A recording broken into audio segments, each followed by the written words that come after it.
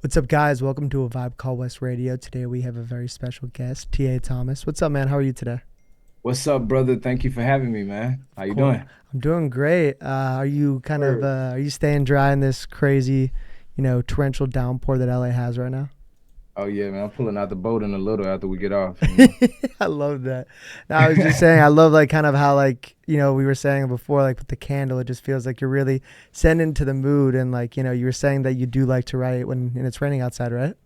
Oh yeah, that's a benefit of the rain for writers, all the creators out there. I'm pretty sure we're, talking about all our sad love stories. Exactly. It's yeah, it's like very meditative and like calming, and I think that's the Yeah, best space to make. And as we're talking about just like making music and creations, I want to give you a big shout out on the release of your EP called Between Two Worlds.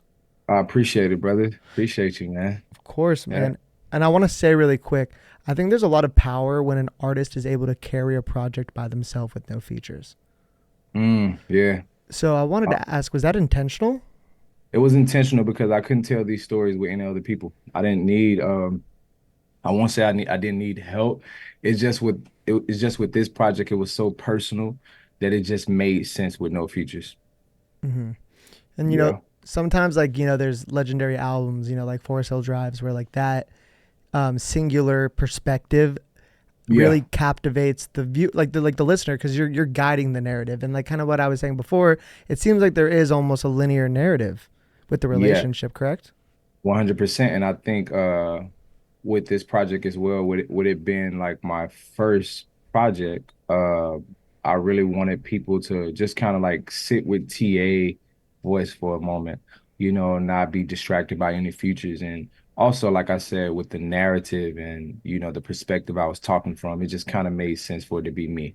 So definitely had records that didn't make the project. There was features and stuff like that. I think in the end, everybody just kind of was on the same page with it just being me. Hmm. And I think Yeah, that again, like congratulations, because you completely delivered on such a quality project by yourself, which is definitely to be celebrated. And appreciate it. as we're talking about your first project, I do, when I was kind of doing some research on you, I know that your sister's being in band was kind of the catalyst for you to get into music, and then you were playing in church. So it seems like it's been with you since the beginning. Oh yeah, man. From being raised in church all my life, my sisters, about 4 or 5 years older than me, they sung in church my whole life. So I used to be in the back watching them like, I want to do this. And so, one day, one of youth service Sunday in 2001, I don't know how I remember this. Uh, I remember getting up singing with them, and it was in that moment that I knew, like, oh man, I kind of possessed something special. Just from the reaction from the crowd and how I just was able to just like fully tap into something. And just the support of the crowd, but I also, from my understanding, your parents were very supportive of you since day one, right? Oh, 100%. I'm a preacher's kid, of course. My mom and dad wasn't together with me growing up, but my mom, pastor, my dad, very much so listen to all types of music. But my mom never made me feel guilty or anything for listening to R&B and the blues. So I actually got a good balance of both worlds, and they kind of supported my journey. From buying me instruments, from during the time that church service was over, allowing me to just play around on the piano with the keyboardists and stuff like that. But yeah, if it wasn't for them, the talent would definitely not have been cultivated the way it was. That yeah, and like I think there's something so powerful when the two providers, and like kind of like they your parents help shape your identity, and for them to give you that support, I think is maybe one of the reasons why you're out where you're at right now, I would imagine. 100%. I feel like my parents are like the template for co-parenting. They did such an amazing job, and especially with the art, making sure that I was always remaining creative and kept me with instruments. Literally. And then I think it's so I was also seeing that like it carried you all the way when you were singing in the music halls at Jackson State. So Yeah, it seems like you've really been consistent with it, and it's paying off now. So yeah. love to hear it. Thank you so much for coming on. I appreciate you, brother. Thank you for having me, man. Of course. So before we dive into the full kind of bracket and interview, I want to ask, why did you choose Full Moon by Brandy? Why is it such an important record to you? I feel like that project for me personally is one of the vocal templates that I use as I just about approach any body of work that I create. Uh, I think Brandy was 23 at the time, was so ahead of her time with the cadence, the melodic choices. I feel like a lot of artists kind of use that project, as a modern day template of, this nostalgic R&B sound. And she was a church girl, grew up singing in church, but it's just the way that her voice was. She's a singer, I call with an A. She really sang on that project, and of course working with Rodney Jerkins and LaShawn Daniels, some of my favorite producers, some of the guys that really shaped R&B, Michael Jackson, Rodney Jerkins, of course.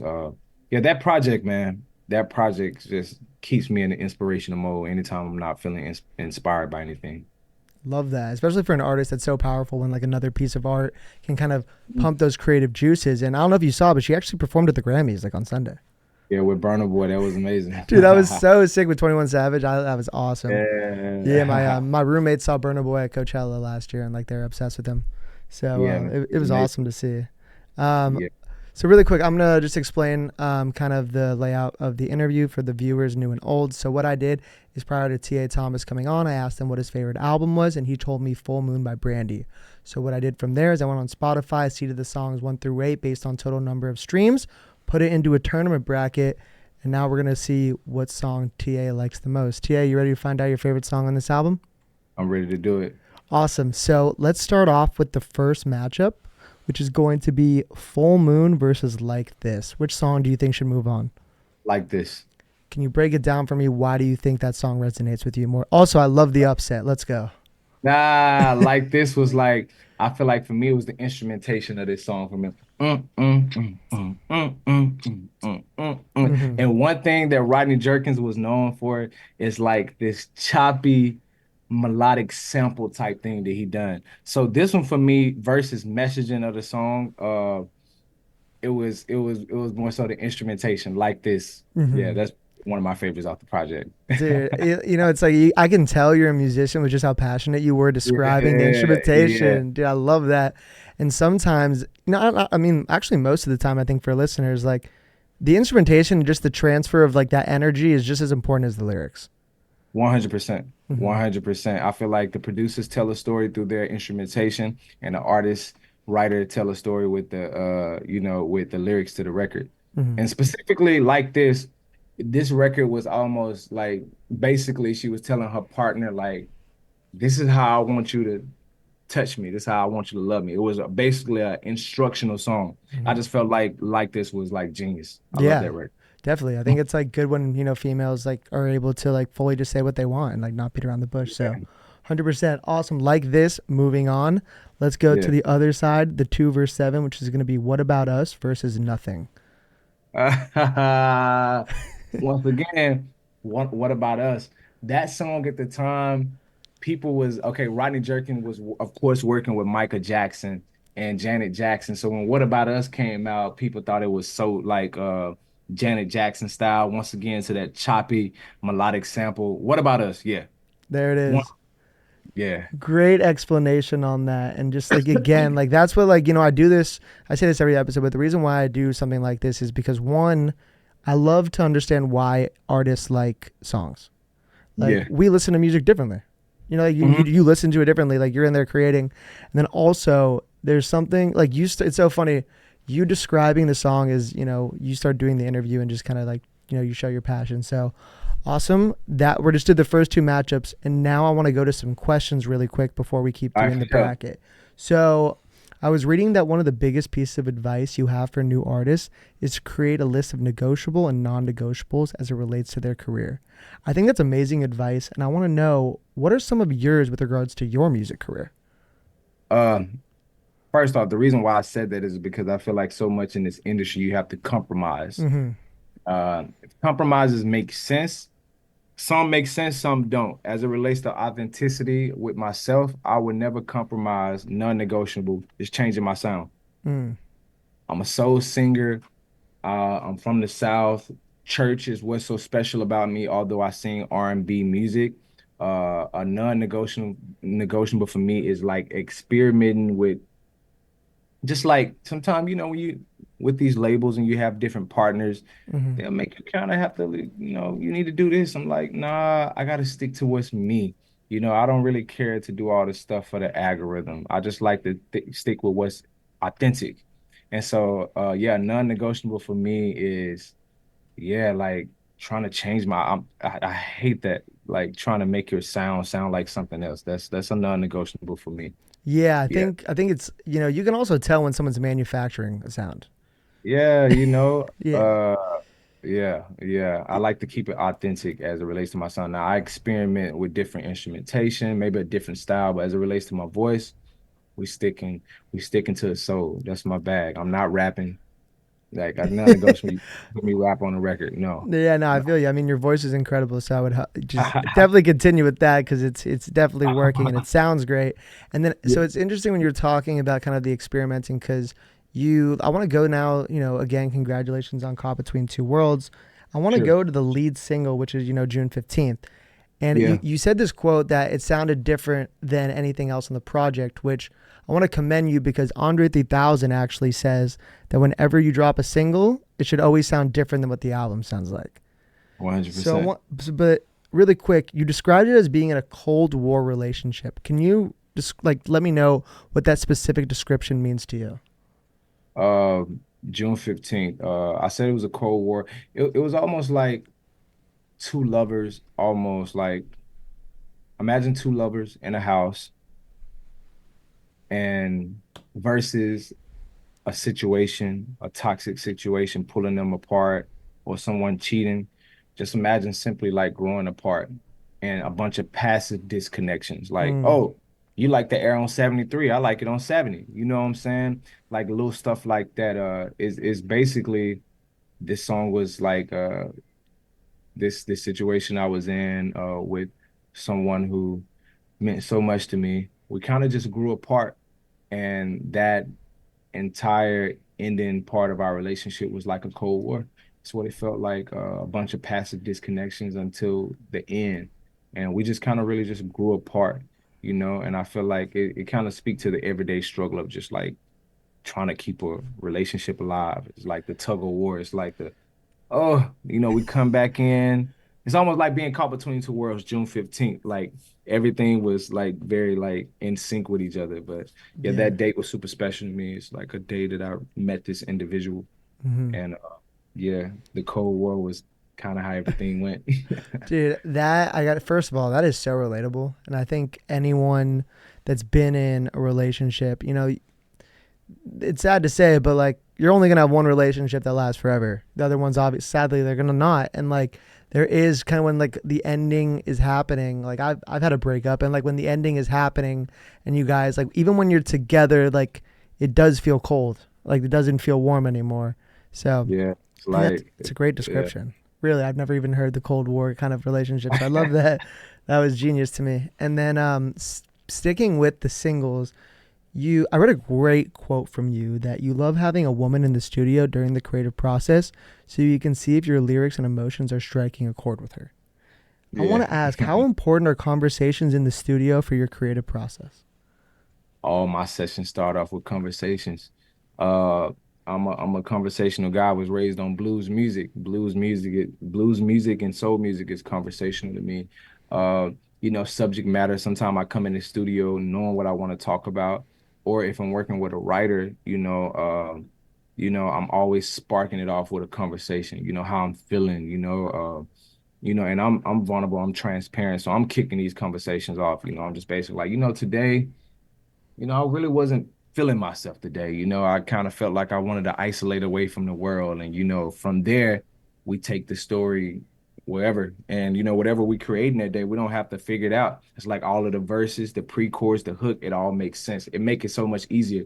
And also, it's something that's real. It's something that I'm connected to. So that when I perform whatever this is on stage, it's personal to me. Hmm.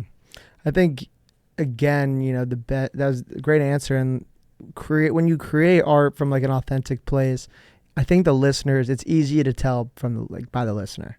You know what I mean? 100. Because like and like that's what really connects. And you were talking about performing, so I wanted to ask, what is your favorite aspect of performing? Is it the sequencing of the songs? Is it interacting with the crowd control? Is it, the band on, like, what would you say is your favorite thing? Man, my favorite thing is really just connecting with the crowd. I've been on this thing for the last year where my performances just have been so unorthodox. It's like I come in with a plan, but I'm a person that like to feel. I like to go with the flow. I love performing with live musicians. So sometimes I come in with the crowd. I'm looking out, I'm feeling the energy. I'm like, what y'all want to hear? And we kind of go on a journey together. And I think that the answering your question again is mostly just like feeling and connecting with the crowd. These records are so vulnerable, they mean so much, and the stories, I'm pretty sure anybody could connect with at least one song off of the project. And you know, uh, looking out in the crowd, finding that one person just like, yeah, this is me. I live this, and connecting with them, and just it just brings out a different part of your voice, and you do different things when you really feel it. Feel it, feel it. I'm big on feeling, man. I'm big on feeling. Dude, you transfer the feelings Can't too in your rehearse this songs. stuff. You can't rehearse and practice this stuff. It's real, man. hmm Yeah, I think that's so sick that you kind of go on that journey together with the crowd and you're able to respond to like what they want to hear. And like that's, I think some artists are rigid and just to have that kind of flexibility is probably a great skill set, I would imagine. Yeah, man. Yeah. Great, great answers to all those questions. And, we're talking about your incredible album, but I do want to go back and talk about another album you love, which is Uh, Full Moon. So let's do two more of the matchups. So now we're going to be uh, doing 3 versus 6, which is He Is versus I Thought. oh man, he is. Oh It's man. tough. It's like your favorite kids. Oh my God. All right. So I love He Is one. I'm gonna have to choose He Is. He Is was actually it's a love song. Like the chords go, Prince Charming, my angel, my king and my queen. So they wrote the song from the perspective of talking about God, but it sounded like she was talking about a person. And I just felt like that. And actually, my pastor actually produced and wrote this song with What? Brandy. That's so Yeah, sick. yeah, Warren Campbell, big producer. But yeah, I just thought that writing concept was, analogizing God, talking about God, but also it could be taken in the perspective of talking about a lover. Yeah, he is probably one of the best songs on the project, to be real with you. Love that. So we got an early contender maybe for going all the way. Well, that's awesome. The story with your pastor. That's full circle. Shout out Yeah. him. Awesome. Now let's go to Come a Little Closer versus When You Touch Me. Oh, when you touch, oh, when I can touch you.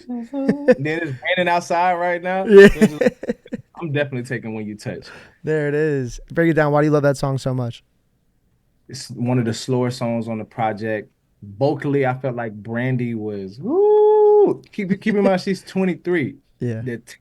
Her vocal choices on the verses and the pre and the hook of this song specifically when you touch was like butter. Love She that. she sounded like Brandy. There it is. I mean, like I love how you keep bringing up her age because like it's so to be so in touch with just vocally who you are, conceptually who you are at such a young age. Like Yeah, it's 23 is crazy. it's Insane. crazy. And you think about Yeah. like Nas with Illmatic at like 16, 17. You're just like, what the? That's Oh my crazy. God. And it just became I think this year was the 20th year anniversary of Full Moon. Hell yeah. So that's insane to me to think that right now to this day people are still using that project as reference to make new songs like Martin. She was so ahead of her time once again. I love that. I love they're giving her her flowers. She deserves it. Yeah. Awesome. So now, before we do semifinals, let's go back to another great artist, which is TA. Yeah. So I know you found early success by posting to Musically, which has now evolved into TikTok. Which Yep. which era of the app do you think was better for promoting music? Oh, I definitely say this era right now because the technology has just gotten so much better.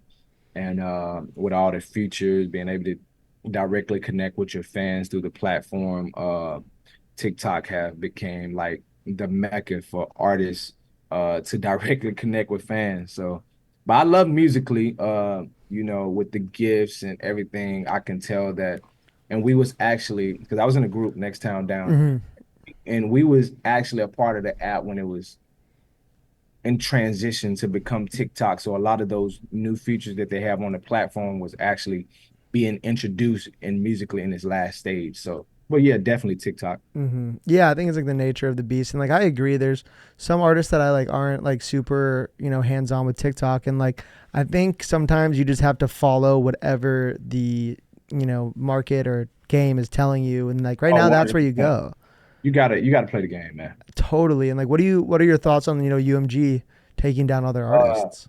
I'm with folks being paid for their work. So if Yeah. TikTok isn't properly compensating, I love TikTok and I know a lot of the people over there, but the artists, writers, producers, and UMG, the people that are licensing this work, they got to be properly compensated. So whatever that money situation is, I hope they figure it out because having the songs on the platform is also a big help to artists. But once again, I know that finances, that stuff got to be figured out. Yeah, and I think also like one is going to help independent artists, truthfully. 100%, Open up the 100%. floodgates, so that's definitely like a bonus, but you know, truthfully, TikTok is built on music. So like not having like That on the do you know platform is crazy. it's crazy. Do you know who like Drew Walls Last is? probably another week. Yeah. I mean, do you know who Drew Walls is?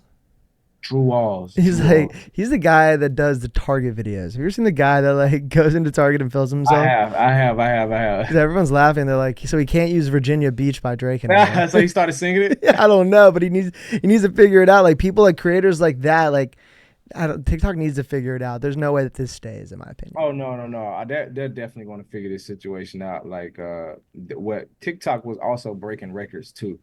Literally. So yeah. I also saw like it's crazy to me that like someone like JID and like they can get like the number one song on there with surround sound, which is like that's like such a win for the genre of hip hop that like a really incredible song that's like structurally and lyrically very dense is great. So I hope they figure it out truthfully. And then I know that connecting with your fans is a very big aspect of what you love to do with your career. So you're saying that like you do it mostly on TikTok? Uh, Instagram would have to be my biggest platform. Mm-hmm. I just feel like TikTok and YouTube have a lot of features that make it more they have a lot of more features where you could just like, have exclusive fan clubs and stuff like Mm. that. And Instagram, all of these platforms are really emerging to allow creators to directly connect with their fans. But I would say TikTok is in the lead right now. Mm-hmm. I agree. I think just like the nature of it, where like you post something and you just have the chance to be seen by a new audience. 100%. And like Instagram, YouTube Shorts too. what'd you say? YouTube Shorts. Yeah, I know those two actually like simultaneously. They're great with that. And like I think Yeah. TikTok is, I mean, excuse me, Instagram is struggling because now there's so much content that like people don't want to just see content from people they follow. They Right. want to constantly be fed something that's interesting. So I love that you're engaging with your fans, and that's like to me the most important thing of like all it takes is 1,000 real fans to like have a career, and that you 100%. when you're like with like bread on the table and like having a house. So 100%. I think this one's gonna be fun. So I know your favorite artist of all time is Donny Hathaway, correct? Yeah. So One. I I beef with that question all the time because I have many favorites, but Donny Hathaway is one of my favorite artists of all time. Yes. okay, so thank you for the clarification. If you could have him remix, cover, or feature any of the songs on Between Two Worlds, what would it be? Ask that last question one Yeah, more sorry time. about that. If you could have him remix, cover, or feature on any of the songs on Between Two Worlds, what would it be? I think it would have to be, that's a good question. I think it would have to be Where You Belong. Ooh. Such a mystic, melodic, stripped down production record. And I felt like with Donny Hathaway, his stuff wasn't overproduced. It was very much so him and the piano. And I felt like a lot of songs on my project, specifically Where You Belong, started off with just one instrument. So it kind of makes sense. Mm. Okay. Amazing with that. I'm definitely gonna check that out and imagine Donnie on that. Yeah. And now I want to kind of go. Now I want to go down the thread. So, would you rather have Donnie on Okay. the album or sell out Madison Square Garden? Give me Dunny. Yeah. Oh, really? I Yeah, love give that. That says because I know Madison Square Garden is the place you'd want to sell out, right? yeah, definitely want to sell it out, but Donny Hathaway, that's like a once in a lifetime type, just one of the greats. For a person, if it probably wasn't for Donny, I wouldn't be selling out Madison Square Garden. Oh, I love that. I love. It seems to me like you really have an appreciation for just kind of like the people that have like taught you through music, which is like Brandy, Donnie, like, and then so many other artists that I know that you love. Like it does seem like you're a real student of the genre. Oh man, that's what it's all about. I feel like I'm able to create this stuff from the stuff that's been created before me, and it inspires me. And I'm able to kind of find myself in all of the stuff I like. Exactly. Especially when you're like first starting to make music, I feel like, you don't really know what you're doing. So you kind of chameleon to the people that you love. And then you take pieces that make sense in this puzzle that, Yep. eventually forms you. And staying, we were talking about past artists. Are there any current artists that you, one, inspire you, two, would like love to collab with? I know that's a generic question. I'm just interested though. Yeah, of course, man. No, I love her. Uh, Shelly's uh, fire. yeah, her is amazing. And actually, my friend Camper, who produced my project, Hmm. produced most of her stuff, Focus, and most of her biggest records. Also Usher, Chris Brown. I worked with Chris Brown last year, got nominated for a Grammy writing a record with him. Yeah, congrats on that. Yeah, who else? Samara Joy, the young lady that sings jazz. She's freaking amazing. Mm. Chris Stapleton, Teddy Swims, man. I can go on. John Baptiste. Yeah. I mean, Yeah, those are all just like those are all real artists that you're naming. Like that, yeah, the craft comes first. So there's yeah. consistency on that. And now it's kind of like a fun question. So is it true that you have a big fascination with like drag racing? I do. My dad is a drag racer. That's crazy. Yeah, he said he would take you to some races, right? Yeah, so basically my whole childhood was caught between being in church and going to the drag strip. What a contrast. Crazy dynamic, yeah, right? Like, Lord, please keep us that nobody die on this track. But yeah, man, my dad, whole side of the family over there, all my uncles, they all are professionally drag raced my whole life. What? That's so sick. Yeah. That's like a high level skill that not everyone has. So when I hear something like that, I'm like, that's fucking interesting. Yeah. Would you like? Are you someone that like, not, obviously like not just like casually, but like, would you be interested in like driving a car really fast on like a racetrack? Is that something that interests you Uh or no? Yeah, I felt like what it did, or well, first, safety is very important, and my dad is an over preacher of car safety. Nice. And I started driving at a very young age too. But yeah, I mean, it gave me a fascination for fast cars, of course, and more so than just fast cars, I'm really just into the engines, and like I probably know more than I should about cars. I'm like kind of deep in it. It's a good. I feel like everyone needs to have like like a interest or a hobby that's like something Yeah, that's like that's a positive one. It's better than like gambling or something. That's awesome in my opinion. yeah, And love then cars. I wanna also before we go back to the board, I want to touch on it's really always so powerful to me when like you hear the story of someone moving from that some place that's not LA to come here and like pursue that dream. So one, I would imagine, shout out your entire family. They seem like they raised you really great. Do you miss just being in the South? And also, what was like the first kind of like what was the first month in LA like? The first month in LA, man, I was swooned. Coming from a place where it's only flatland, coming to seeing mountains and seeing the beach, and I know it's like a lot of smog here, but the air was different. Yeah. You know, and just being in a different terrain and area atmosphere for my creative side. I knew it was necessary. And of course I knew I was going to miss my family and stuff, but LA is beautiful and it just that first month here was crazy. It put me in a crazy creative space. Yeah, I mean, like it's probably just like injecting you with creativity and inspiration. Like just like being in a new environment, you're just surrounded by Yeah, what new people, new things, new energies. So 100%. that's awesome, man. And like I want to commend you. That's a big move, and great on you for having that courage. And I'm happy it's working out. Yes, sir. Of course. So now, guys, before we continue with the interview, I want to go back just to full moon so we can figure out how the semifinals are going to go. So first, this might get a little bit harder. It's going to be like this versus when you touch me. Like this versus when you touch me is I insane. know, dude. It's going to get harder. Uh, I'm gonna go with when you touch me.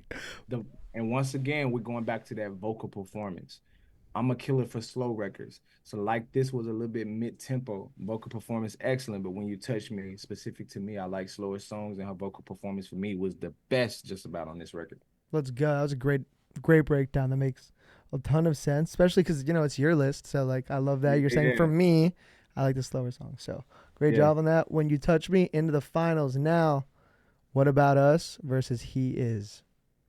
He is. Oh, Take the that was an easy one. Yeah, that was that. Yeah, once again, going back to the slower records, and also the messaging of this record and how it was wrote. One of my favorite songwriters, God bless his heart, he's in heaven now, LaShawn Daniels. R.I.P. Yeah, Wow. Okay. So great answer again. I knew he is gonna be a strong contender based off of your first yeah, description of it. So guys, now we yeah. have the finals, which is when you touch me versus he is. But before then, I want to do kind of just like a fun little exercise, which is kind of want you to talk about some tweets that I Okay. just found on your All right. account.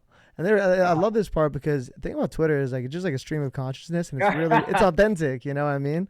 Yeah, somebody called Twitter like the school hallway. It's like being in the locker room. So true, dude. You're just like literally like just people because you think of something and you're like you just start typing and you just fucking send Right, it out. facts, facts, There's facts. no filter. So for the first one, I really love this one. L.A. is the $1 million ghetto on my mom. What is so Yeah. like? What can you explain what that means to you?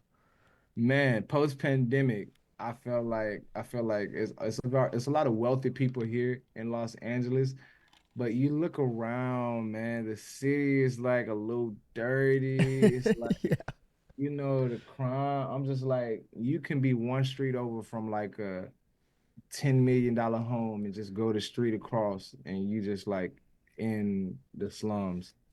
Uh, so yeah, I'm just like, you know what? This is the $1 million ghetto. That's what it is. dude. It's. I mean, I live in Venice, so I know better than anyone. It's. I'm not even not Yeah. like.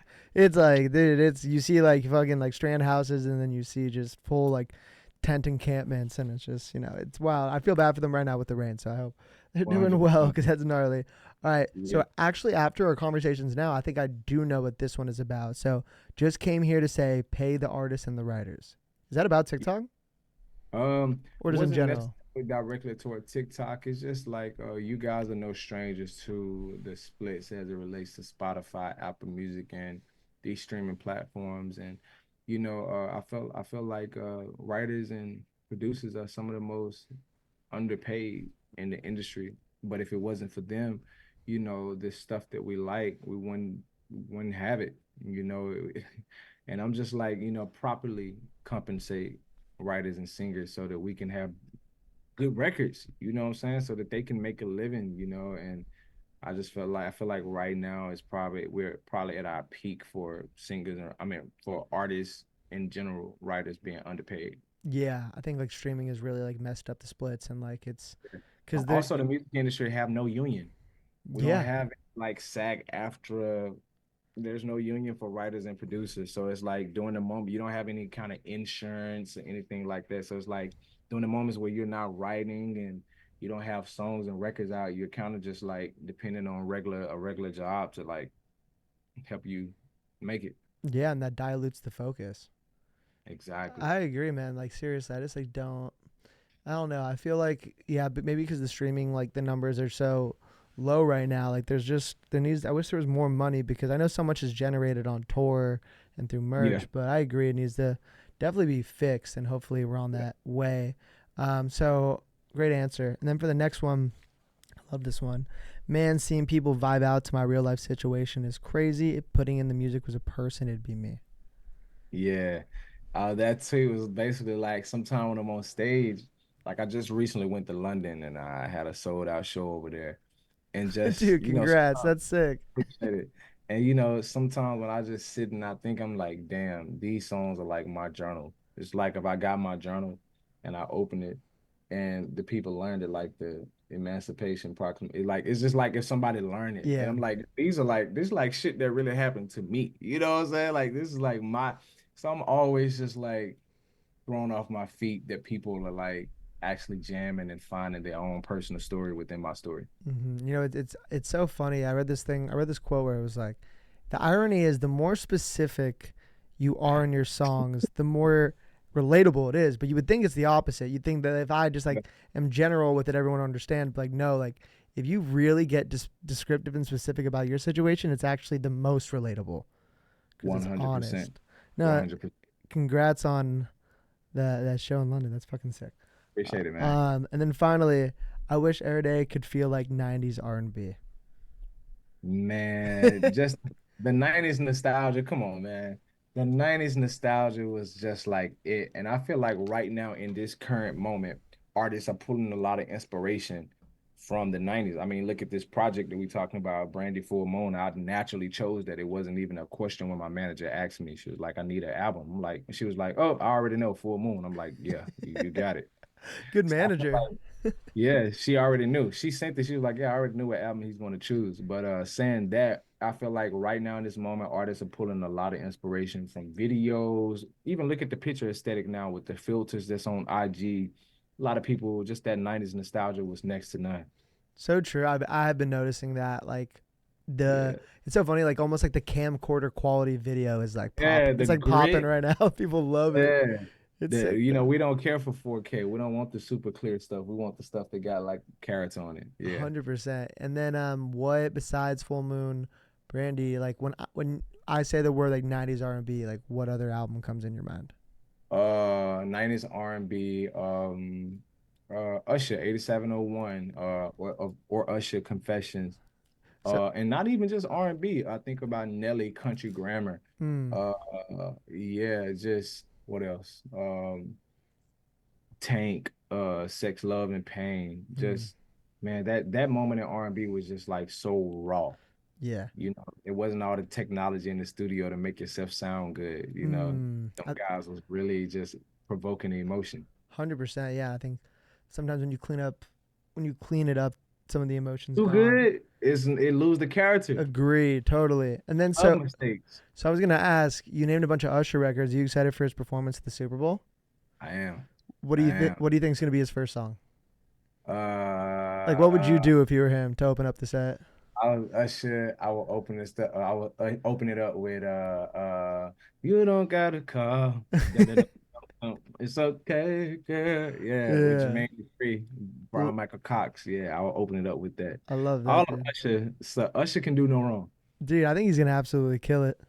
Yeah, This is all. Yeah, and it's like a really big Super Bowl too. So Chiefs Niners though, it's gonna be yes, awesome. And then great job on that. Killed those answers. But appreciate it. now it's what we've all been waiting for. It's the final. Guys, And it's gonna be When You Touch Me versus He Is. Ta, what's it gonna be? it's the only explanation to the question that he is. There it is. Boom. He is. Love He is. that. Is Well, the record for me. so is it just between those two records? What? Because they're both slow, which you love. Is it Yeah. the lyrics or the instrumentation, or what is it about He Is that put it over When You Touch Me? I feel like he is just stamps both areas, the vocal performance Yeah. and the lyrical content. You know, I tell you I like slow songs, but I feel like this is like a slower record, but a little bit mid-tempo. I feel like it just taps all the areas of what I like. And once again, I love God, and just the messaging of that was just so genius to me. Writing Mm, the love letter to God. seriously. So like it's vivid and like you can everyone can kind of Yeah, relate to that. So yeah. amazing job, man. Ta, thank you so much. So before we end, is there anything you would love to plug, announce? You finished the bracket, so the floor is yours for whatever you want. Oh man, really not too much right now. We still just in the moment of just like promoting Caught Between Two Worlds. You know, if you haven't heard it, go on YouTube, see the videos. It's on all platforms right now. And yeah, just expect a lot of dope stuff within the next couple of months. Maybe a new single coming soon. Ooh, where could everyone find you? What are your what's your handles? My handle on just about every platform is at T.A. Thomas. Perfect. And then yeah, guys, like for everyone listening, it's an incredible album that's super dense. Again, it's just him, so you have this focus that is littered throughout the album. There's a linear progression. Highly, highly recommend it. I appreciate He has a you, brother. beautiful voice, man. You seem like an amazing guy, so I'm really rooting for you and can't wait to. I appreciate you, my brother. Of course, man. I come back anytime, man. Yeah, definitely. When for the next project, just please let me know. I'd love to have you back on. For sure. Awesome, All right. guys. So, incredible episode of A Vibe Called West. Please listen to Caught Between Two Worlds by T.A. Thomas. And I Cool. will be seeing you guys on the next episode of Vibe Call West episode done.